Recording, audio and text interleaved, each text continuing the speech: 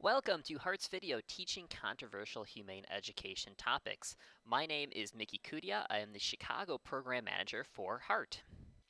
So to begin with, I just want to say that teaching about controversial topics is a delicate balance. On one side, it's not your job as an educator to indoctrinate young people into a system of beliefs that are counter to their family and their culture.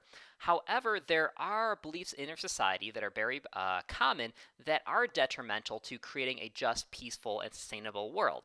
And as someone who cares about providing young people the knowledge and skills to change the world for the better, these are ideas that should be questioned and investigated by students. So next I'll be talking about some ways of framework for thinking about this, and then some tools that you can use within your classroom. And then one last thing I'll talk about is I'll give you an example of a topic that I taught about that was controversial.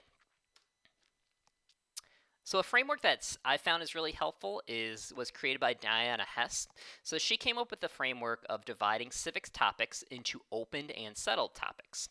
So I'll explain, I'll read her quote that explains what these are. So settled issues are questions for which there is a broad-based agreement that a particular decision is well warranted.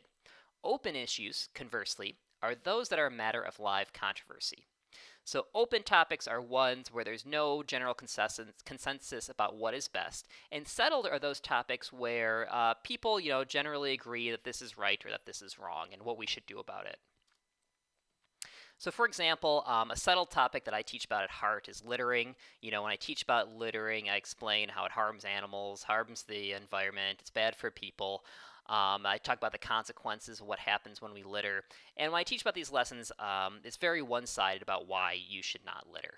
An example of an open topic is one that was taught by a colleague of mine. So a colleague of mine taught a service learning project where he had young people investigate a tail docking law in Illinois. So the law would ban tail docking, and what tail docking is when they cut off the tails of farmed animals. The students looked into the law and they saw that on one side people were opposed to the law because they thought that if you get rid of tail docking, it would spread disease, because a lot of times animals, they get feces and other things stuck inside their tails, and then flies grow inside of it, and then it can cause disease and fly bites and insect bites. And then on the other side, people supported the law because they thought it was cruel to cut off the tails of the animals. Students looked into this, investigated this topic, this law, and then they went to Springfield and then they lobbied for this law. They decided that they support it, but it was only after looking at the different sides of it and thinking about it in a deeper kind of way that they were able to come up with that idea about it. So how to teach open issues. So once you decide that a topic is open, the first thing you want to do is have students research it. So a big problem is that having students talk about an issue that they haven't researched, they might just share ignorance. They could share misinformation. They can teach students about things where they can't really have a informed decision because they don't really know enough about this topic. So the first thing you really got to do is have them research it so that they understand it. A challenge a lot of students have, even adults, is finding sources that are accurate, that if they do have a bias, that they understand it. And this can be challenging for young people. I think you should definitely teach them how to do this, and if not, you should provide them with resources that they can use for the research. And then one other thing with research that I think is really important is talking about the first person or animal experiences. So, these topics, when you include the personal side to it, it really changes the dynamic of how you talk about it. It's just not, data and these abstract problems that are happening. It helps young people actually put themselves inside the situation of these animals or people who are going to be affected by these issues. Next is discussion. So after the students have a good understanding of the topic that you want them to learn about, is you have them talk with each other, and they learn about the different viewpoints of those people inside their classroom. And when you do this, the facilitator is supposed to be non-judgmental. So it's your job to more help the students have this conversation, to probe their logic. This can be challenging for me. I know sometimes I have some non-verbal cues that I give if I agree or don't agree with what a student's saying. So I have to be really careful when I facilitate these, that I'm not, giving any kind of judgment about a student's opinion when it comes to this topic. That I have to be supportive of all of them and understanding their feelings and their perspective. When I do ask questions, it's usually probing questions, so a lot of them are helping students to better explain or to think about the logic that they give. So if they say that they think it's unfair, I'll ask them what they mean by unfair. Or it's often helpful if you have them give examples of what they mean. Sometimes they have a trouble with communicating it, and by asking these probing questions, you can help them better explain what they're saying.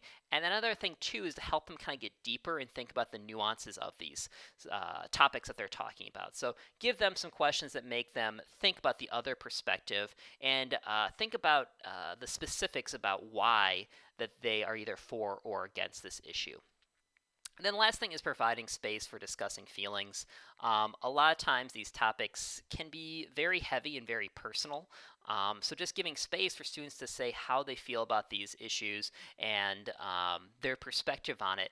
It doesn't have to be completely academic. It can also be a way of helping students better understand their feelings and connecting that to the topic as well. And then lastly is action. So just talking about a problem, talking about what they think about it isn't enough. The last thing is you want young people to be able to take action to help with these topics and to take action that is based on their ideas of what's right. I also think this is especially important because a lot of times these are topics you're talking about that can be very heavy and upsetting. And one of the best ways to deal with these feelings in a healthy way, is to take action to help with them. So next I'm going to give you an example of a lesson that I taught that I believe is an example of um,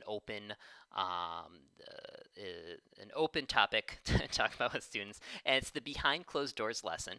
So this lesson is for 6th to 8th grade. It's in Hart's Humane Education Resource Guide, which you can download on our website right there. I changed this lesson a little bit. So one of the things that I changed was I had the students learn specifically about the Prevention of Cruelty to Farm Animals Act. So that was a bill in California, or not a bill, a ballot that was proposed in California. So it was a current topic that I wanted them to look into. And then one more thing too, when I taught this, I also did over the course of a couple days. The lesson plan inside of the resource guide has it as a single lesson, but one of the things that I want to do is actually give them some more context for understanding this topic. So when I went to the research stage, me and my colleague, in order to give them that context, we talked about the 5 freedoms. So this is an internationally recognized standard for how animals should be treated. It's freedom from hunger and thirst, freedom from discomfort, freedom from pain, injury, or disease, freedom to express normal behavior, and freedom from fear and distress. So those are the 5 freedoms. We taught students about them and had them understand that these are the international standards that people look at when they talk about the welfare of animals. So after we did that, we had students read a newspaper article about the bill in California, the Prevention of Cruelty to Farm Animals Act. This was a bill, article that you can find. There's a lot usually about any kind of controversial topic, and it did a good job of presenting different perspectives on this. So this was a very interesting topic because a lot of people in the animal welfare community also had a lot of disagreement about it. For example, PETA and the United Poultry Concerns were opposed to this bill, but groups like the Humane Society of the United States and Mercy for Animals supported it. So it was a great way of helping them see the different perspectives on it and give them a better understanding of what this bill and what it would do. And then a thing that went wrong with the research too is having the young people create a graphic organizer. So this is what the graphic organizer looked like. So on one side they wrote why they thought the bill was a good idea, and then on the other side they wrote why they thought it was a bad idea. After they researched this topic, they learned what the bill would do. They also looked at why people were for or against it. We had the students do a discussion. So during the discussion, it was great hearing all these young people talk about how much they were concerned about the welfare of animals. A lot of them expressed their feelings of frustration that animals are kept inside small cages. And all the students supported the ballot, and I was a little concerned too because a lot of students they kind of vilified those people um, who were opposed to it. And I tried to ask questions to help them to get the perspective of those people that were against the bill, but I think that was a bit of a challenge for me to help them kind of like think of that other perspective during the lesson.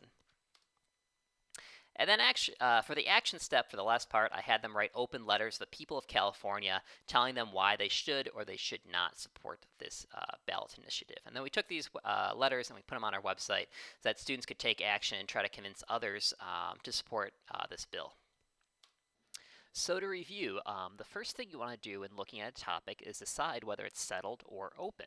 Then after you do that, there's 3 things that I recommend for teaching a open topic. The first is have young people do research onto it, then have them discuss it, and then finally take action to address that topic. If you would like to download the lesson that I discuss in this video, you can download it on our website. And then finally, if you would like to contact me about this video, feel free to email me. My email is mickey@teachheart.org. Thank you so much. Bye.